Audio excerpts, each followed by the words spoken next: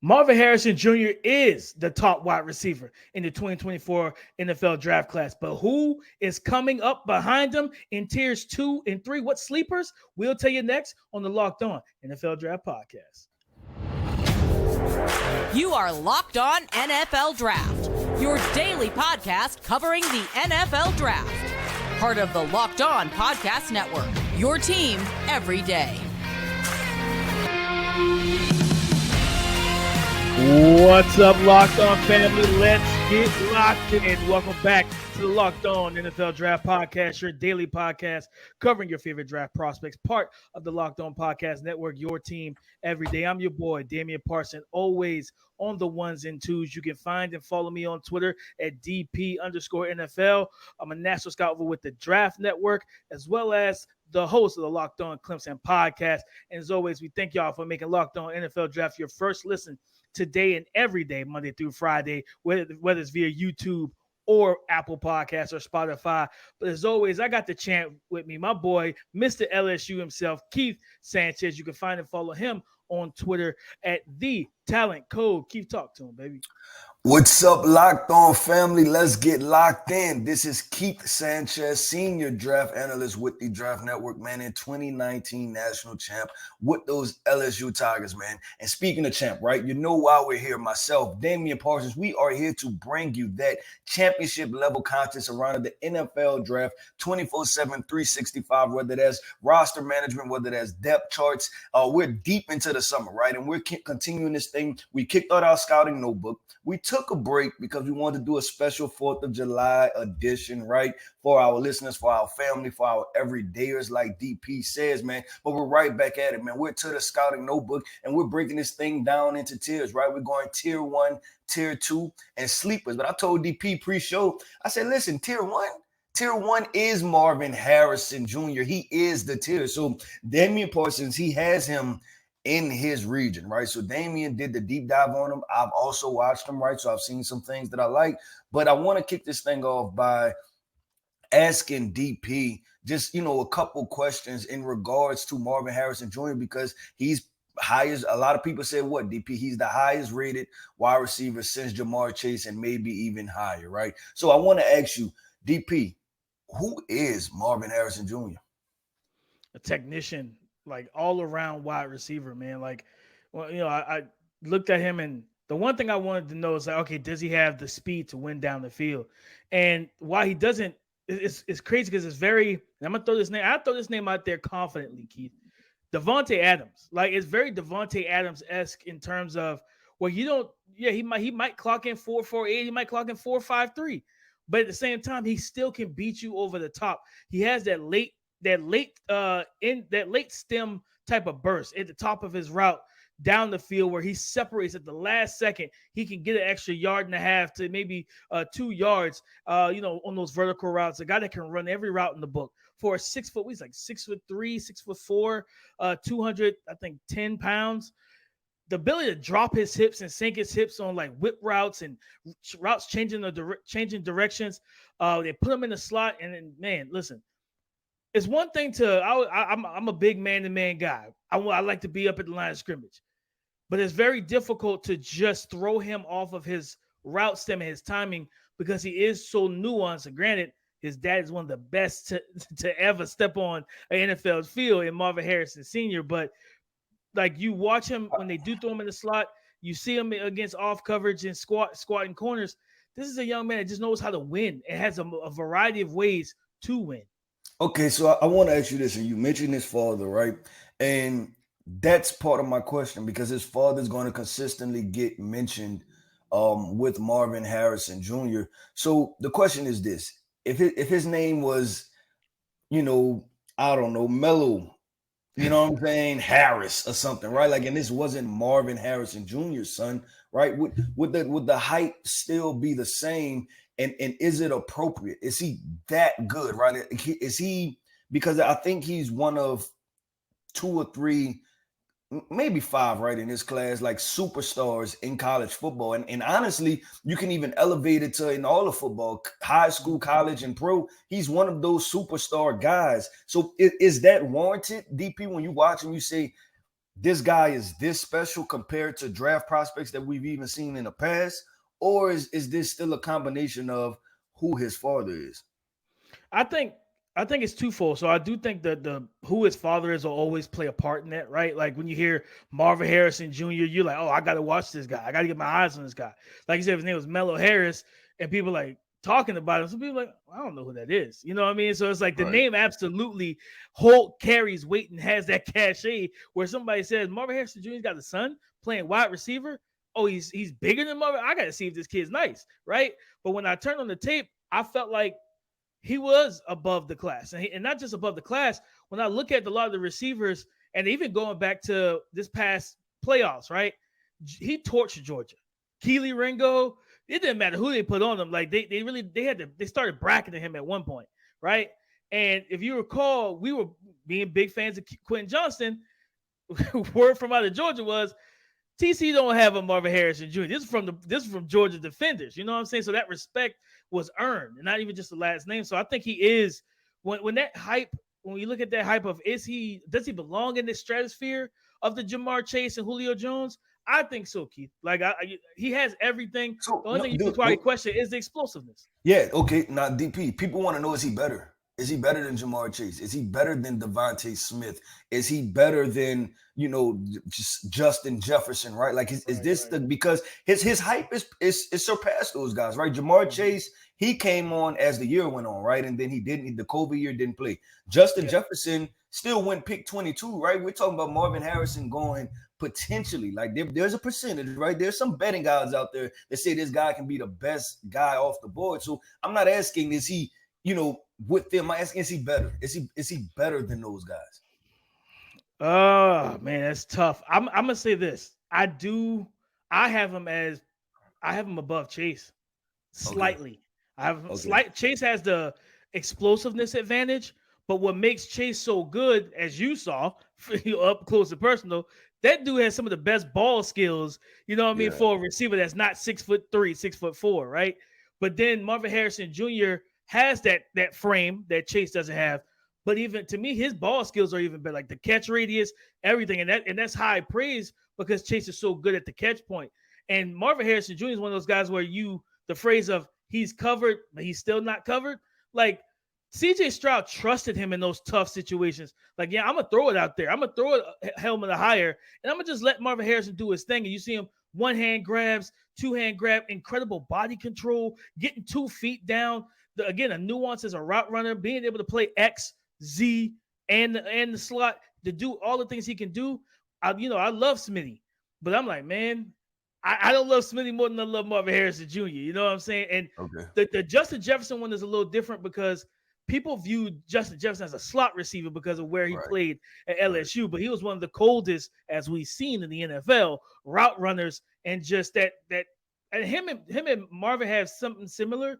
They both know how to tempo and disrupt the timing of defensive backs, where they'll lull you to sleep a little bit until they stop and change direction. Now you flat-footed, and that burst out of the rep is clear. But I will say this, Keith, and we'll talk about him a little bit more in the next segment. Can Emeka Egbuka be the one to challenge him on the exact same team?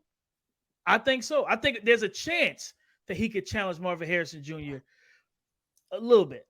All right, well, DP, let's segue this thing, man. I usually do the transitions, but you laid it up perfectly. So we talked about Marvin Harrison Jr. as a tier of his own, right? But DP, towards in the conversation, he gave us a tidbit saying that, listen, his teammate, not just anybody, his teammate, the guy right next to him, Emeka Egbuka, wide receiver from Ohio State, has the opportunity to challenge him. So coming up next, we're going to get into this tier too, right? And it's not just Emeka Egbuka. It's Romo Dunes out of Washington. It's Xavier Worthy out of Texas, right? You have Johnny Wilson out of Florida State. So like we said, man, there's a bevy of wide receivers that are in this quote-unquote tier 2 bucket, which is still kind of tier 1 because we just made Marvin Harrison Jr.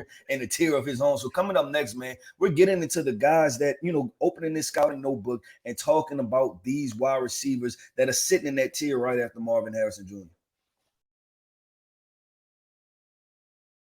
Take your first swing on betting on Major League Baseball with FanDuel and get 10 times your first bet amount in bonus bets back, up to $200. You heard me correct, up to $200 back in bonus bets. Because that's right, guys. Just bet $20, just $20, and you'll land $200 back in bonus bets, and it doesn't matter if you win or lose. That's $200 that you can spend betting on everything from the money line to the over-under and to who you think is going to hit the first home run. All of this on an app that is safe, secure, and super easy to use. You know my slogan, no stress, no mess. And FanDuel's app gives you that. Plus, when you get paid, you get your money instantly, and you love that as well. So there's no better place to bet on all the Major League Baseball action than FanDuel, which is America's #1 sportsbook. So sign up today and visit FanDuel.com/lockedon to get up to $200 back in bonus bets.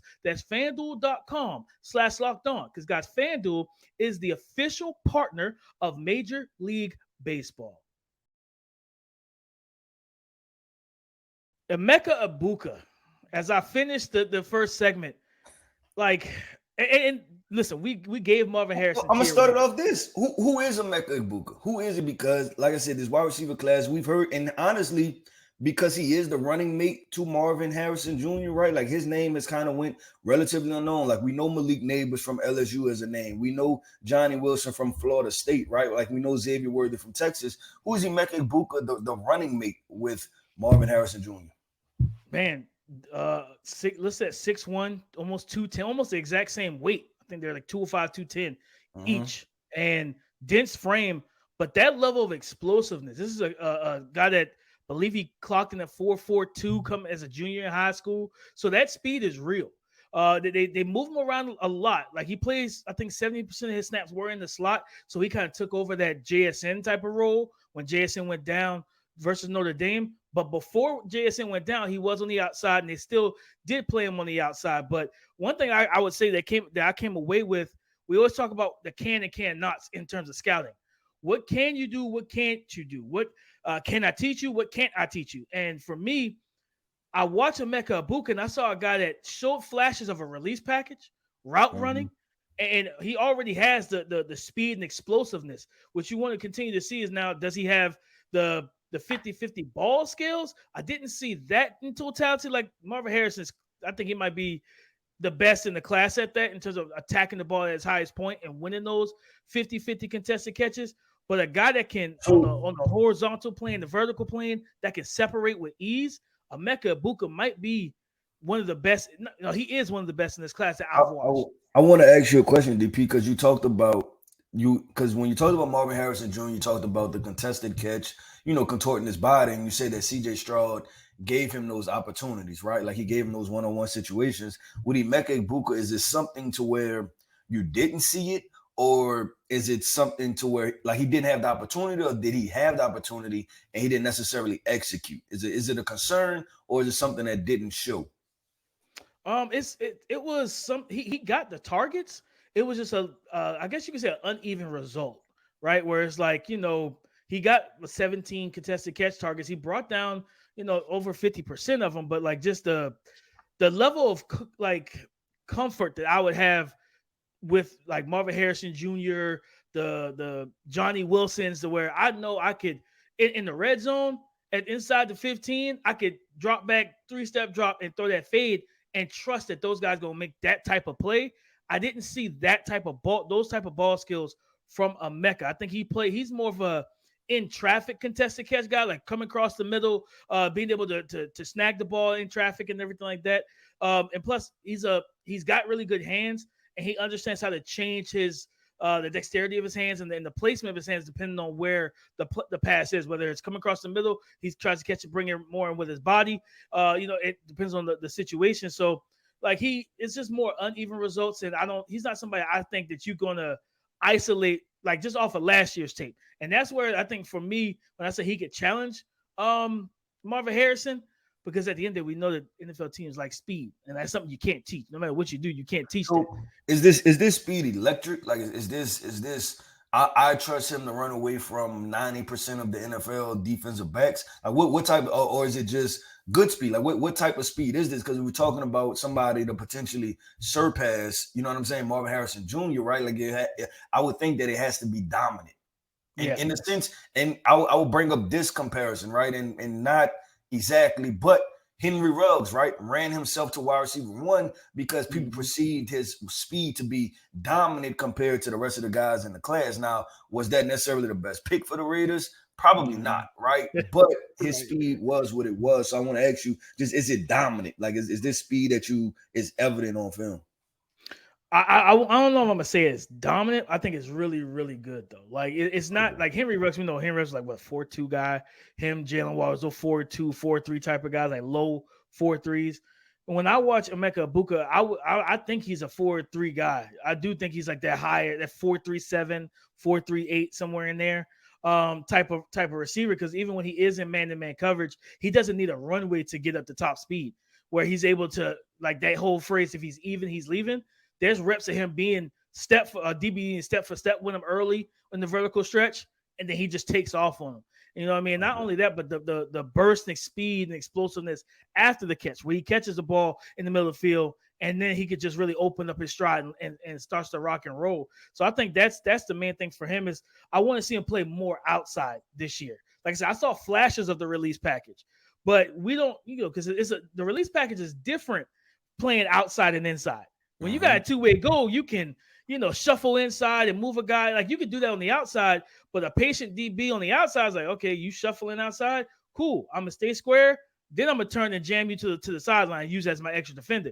A slot corner can't do that. So I want to see more of him on the outside, right, where he can really showcase if he's that true number 1 wide receiver as a Z receiver. But I think he has the skill set to be a high-end number 2, a potential number 1 in this class. Because I want to ask you, man, where do you have Xavier Worthy? Because everybody. Yeah, I know. I'm glad you brought that name up because that's exactly where I was going. So I know we spent a good bit of this segment talking about Emeka Egbuka, and it seems like it's worth it, right? And I want to just rattle off the other names that we said. So we said Emeka Egbuka, Xavier Worthy, who I'm about to get to. We said wide receiver from Washington, Rome Odons, Troy Franklin, wide receiver from Oregon, and I would throw Malik Neighbors in that conversation some, right, from LSU. But Xavier Worthy, real quick, DP. Oh, man, listen, wide receiver from Texas, 160 pounds, right? Like 6 foot, 160. So you know what you're getting. You're getting a guy that's very slight in frame. So you're not going to want him to go across the middle, but I think he can run in breaking routes, if that makes sense, right? Like he can run in breaking routes, but I don't know if this is necessarily your possession wide receiver, those 3rd and 5s where you run a quick slant and he's the backside, he's playing the X, and everybody knows he's getting the football. I don't know if you necessarily want to put him in that position, but I think about this as far as complementary pieces. You think of the very best version of T.Y. Hilton, right? Or, you give some Hollywood Brown in there too, which I'm more than sure is going to be a lot of comparison. But I want to say T.Y. Hilton because there was a moment in time in Indianapolis where he was the wide receiver 1. And I think if you scheme things up right for Xavier Worthy, he can be a wide receiver 1. And I know the question is just like, okay, how high can this guy go? If he gets the targets, right, especially from Quinn Ewers, and I'm expecting it, especially in this Steve Sarkisian offense, I think he's going to have the production, he's going to have the big plays to where he's going to go in the first round. Like I feel like that can be a thing. Obviously, the size will be a concern, but I do feel I feel like arrows pointing up for him as a football player because, like I said, I've seen him run routes, in off coverage, him break defenders down. I've seen him run past defenders, right? I've seen him in some contested situations. I'm not saying that he's a guy with a wide catch radius, but he can catch the ball with defenders, are in his proximity. So there are some likable things about Xavier Worthy as a football player. I love the T.Y. Hilton cop because a lot of people, when he came out, I think it was Florida International, FIU. Yeah. I remember watching those games. I'm like, man, this dude's a baller. And then he got to the league, and I'm like, okay, I'm not surprised that he's having a good career, right? But like, and you asked that because it's gonna go both ways, right? Like if T.Y. Hilton, if there was a redraft when T.Y. Hilton was at his peak, T.Y. Hilton would have probably been a first-round prospect, right? But it was because of FIU. It was because he was small also, right? So I think it's both of those factors. And it's a flip side because if Marquise Brown, you redraft him, he's not going in the first round, right? Right. And I think that's the thing. It was like he was so much of a speed threat. When I look at Xavier Worthy, I saw a much better route runner than him. That's why I like the T.Y. Hilton comp, because that's the one I've never heard of before. I really like that. And you know, and we need to put that on wax for so if that ever comes up. You know what I'm saying? Because next draft we already coined it, but we got to it first. My guy already threw it down. I like that comp a lot. And I want to just, mention Roman Dunze, track guy, big body guy. He's got, speed, legit speed, sprinter speed to win down the field. Guy that can play the ball at the catch point. Pretty good receiver as well. And he kind of tempos his routes well. I know that some people think that he's wide receiver over Marvin Harrison. Yeah, I can't go that far. I don't even know if he's over Emeka Egbuka for me, but I do like him. And he's I think he's currently my wide receiver 3. Yeah, he's my wide receiver 3. Okay, cool. I thought he was solid too. I have to get more in depth to him, but I watch some clips of him. I'm like, okay, like you see the potential there, and there's potential for him to elevate. You know what I'm saying? Also, he's like 215. He's heavier than both of those guys, but I felt like I ain't gonna say he played weaker because that's such a terrible term to use. But I felt like those guys played stronger versus physicality. Yeah, I thought he was a more of a finesse type guy, right? Like it was a weird type of game to him.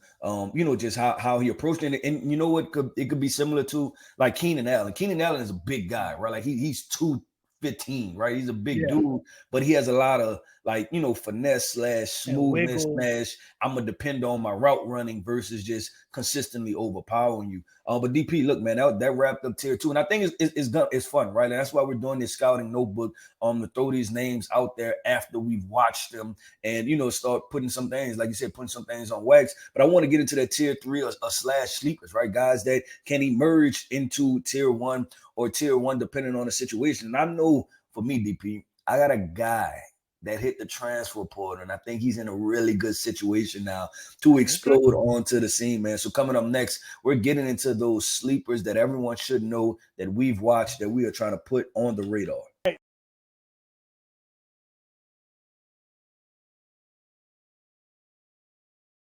It's time to wake up. I think you guys haven't heard that in a while, but we got to wake up. That alarm clock got to go off because, Keith, you talked about somebody as we ended segment 2, a guy that into the transfer portal, he landed in a good spot that has impressed you.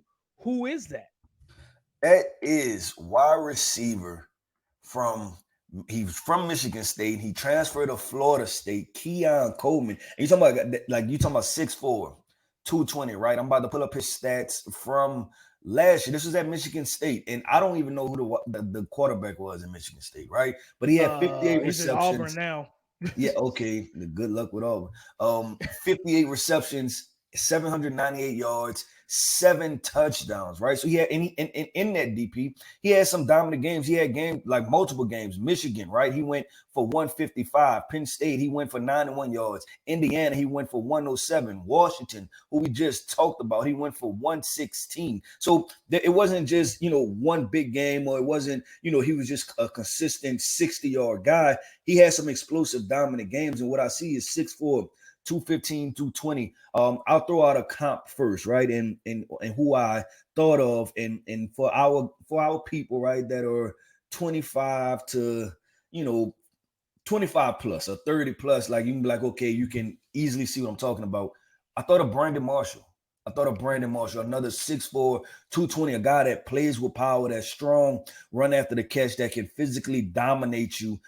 Is he the most explosive guy? No, but I do trust him, running all of those underneath routes. Question marks. The question marks are the ability to separate vertically.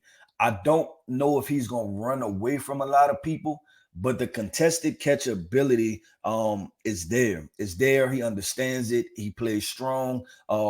He's physical with it.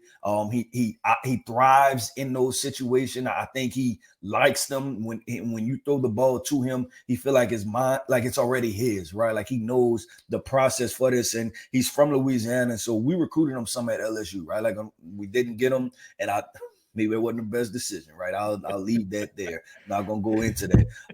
But he was a basketball player too. Like, there was a guy that, you know, had the opportunity to go to Michigan State to play basketball, and you see that with his vertical, right? Like his ability to play above the rim. We say that, right? We use that term for wide receivers, but he knows how to do that because he was a prime D1 prospect. Like, there's a guy that had offers from a lot of schools to play basketball. So Keon Coleman, man, I like him. And then I like him with Jordan Travis, right? And then he's going to have Johnny Wilson on the other side, Jordan Travis at quarterback, and this Florida State offense. I would not be surprised, and I'm not saying that this is going to happen. I would not be surprised if this is a 1,000-yard wide receiver easily. Just because of the situations that can arise from him. So I'm extremely excited. I don't even want to call him a sleeper. Like, this is like a ring the alarm type guy, right? Like that, the explosiveness and the potential for him to explode as a player is there. Man, listen, I'm gonna rattle off two names back to back, but one I'm just gonna mention, the other one I'm gonna go into a little bit more. McConkey from Georgia. Let me tell you something, man. Like, wait, you talking about the receiver? Yeah. Yes. I like Lad. You gotta tell me. No, I hope people hear the genuine. I'm genuinely surprised. I did not like Lad McConkey. I like Lad McConkey, man. Like, I came away impressed with the way that Todd Monken used him. He played Z receiver. They put him in motion. He would play in the slot. They would give him wide receiver reverses, the jet sweeps, and he's got speed. Like, guys, listen to me. He can roll. Boy can, and it's not that. I'm gonna call the elephant in the room. He ain't got that sneaky white boy speed either. Like, you know, those little terms. He's got some sneaky. No, he can roll. He got actual speed, and you see the flashes of similar to Emeka of the release package and the startability. The battle between I think it was him and Christian Gonzalez in week 1. You know, those reps where they faced each other. It was good on good. Like, you know what I'm saying? He stopping at the top of his route, breaking back downfield, and you just see the smoothness from Christian Gonzalez. Like, bro, I'm right in your hip pocket. I'm right there. But if this is a lesser, a good corner, but not a great corner, he wins that rep. You know what I mean? So I saw totally that with him. I'm not trying to cut you off, DP, but I know my face is showing it all. You totally caught me off guard with this. I did not expect, and maybe it's I'm more than sure there's maybe 90% of the draft community, right, is probably at where I'm at with this, where, you just thought, okay, guy, product of the Georgia offense, he's probably just the most reliable receiver out there. You got Stetson Bennett throwing him the football, right. But you telling me that this guy's a true baller, I have to go check him out, DP, and give him his credit for the baller that he is. And it's just that he's not highlighted, right? And we know that we're not talking about ESPN highlights because we do see him catching touchdowns and everything, but nobody else in the draft community, right, is talking about him as a wide receiver prospect. Like, it's just like he's, sometimes you get to those programs where, he's a 5th-year senior and he's just a do-it-right guy. He works hard in the weight room. Nobody's talking about it as like, nah, this is a real dude. No, he really can play, man. And I think improve QB play in terms of being able to stretch the ball down the field, things like that, really take advantage of his skill set. Double moves, in breaking routes. He's tough. He can block. He does a lot of the dirty work as well. Not afraid to work the middle of the field. But can you brought up a big body guy? My guy's a little bit smaller than your guy. Your guy's like 6'4", 225 or whatever. Keon Coleman. Donavon Greene from Wake Forest, 6'2", 210. And I remember when I first watched him, which was last summer, I remember telling one of our guys, I was like, he reminded me a little bit of Demaryius Thomas, where it's like chiseled frame, explosive, can play on the boundary, can work in the slot. A guy that, and I remember listening to Sam Hartman at the ACC Media Day talk about it because he was coming off an injury from the 2021 season. And he was like, listen, I'm so happy to have Donavon Greene back because his genetics is incredible. This is an explosive guy. Now, the numbers for that offense, or for him in that offense last year, 37 receptions, over almost 650 yards and 6 touchdowns. And he averaged almost 18 yards a catch. So, like, they didn't, because they still had A.T. Perry, and that was their number 1 receiver last year. Right? So they fed him. I think him, and then he's got a teammate, Jamal Banks. Remember that name, guys. Jamal Banks, another big body guy. Those two, I can't remember who's going to be playing quarterback for him, but that quarterback's going to have some actual size on the outside. And I said I was going to do 2, but one more, Keith. Jacob Cowing, man, over at Arizona, listed at 5'11", 175. I don't know if he's 5'11". He might be 5'10". But, because they don't always tell the truth on these websites. So, like, he might be 5'10", 170, 175. But man, like you talk about Xavier Worthy, he does very similar things. Explosive, like legitimate route runner, tempo, pacing, knows how to set defenders up. He works primarily in the slot, but I have yet to see a guy his size out there pancaking receivers on run blocks, like jacking dudes up and taking them to the dirt. When I first saw that, I said, okay, let me see what else you got for me. And man, like the route running, getting him matched up on safeties and linebackers, it's a bad idea. Don't do it. You know what I'm saying? Because he's going to route those guys up. So that's another name. If you don't like small receivers, don't watch them. I'm just going to tell you right now. But if you like good players, just draft good players. If you like good players, definitely check out Jacob Cowan, man, because he can play. Yeah, so you dropped a couple names. I'm definitely going to check out Lad McConkey, right? I have to go check out Lad McConkey and get back with you. And Jacob Cowan is another name that emerged from this. But DP, man, I thought this was fun. We got into have some really good conversations, right? And that's what we want to do, man. We want to have these organic conversations with our everydayers, right? Like take them in the insight of how we go about this, draft process, because this is the very beginning of it, on what they say the infancy stages of the draft process, man. But I could tell you this, man. I think this wide receiver group is probably going to be even more talented. And I know I'm pretty sure you made that statement, but I think it's going to be a more well-rounded wide receiver group, DP. No, 100%, Keith. And as we close I said it before, I'll say it again. 2024 greater than 2023. Running backs and wide receivers. You can book it. Trust my word on that. But guys, as always, man, we appreciate y'all. Go subscribe and follow for free on YouTube or wherever you listen to podcasts to get the latest episode as soon as it's available. All right. Thank y'all for making Locked On NFL Draft your first listen today and every day, Monday through Friday. We appreciate y'all. Like he has said multiple times in this podcast, y'all are our everydayers. We love and support y'all. He says y'all continue to love and support us. On tomorrow's show, we will get into this tight end. How good is this tight end class? Does Brock Bowers really is he the king of the hill? Right? Is he by himself, or is there another group of guys that are climbing that hill to try and reach the top with him? We're going to get into that tomorrow. But in terms of Twitter, you can find and follow Keith Sanchez at The Talent Code. Find and follow me, Damian Parson, at DP_NFL. Talk to us because we talk back. Come and join the conversation again tomorrow on the Locked On Podcast Network, your team every day.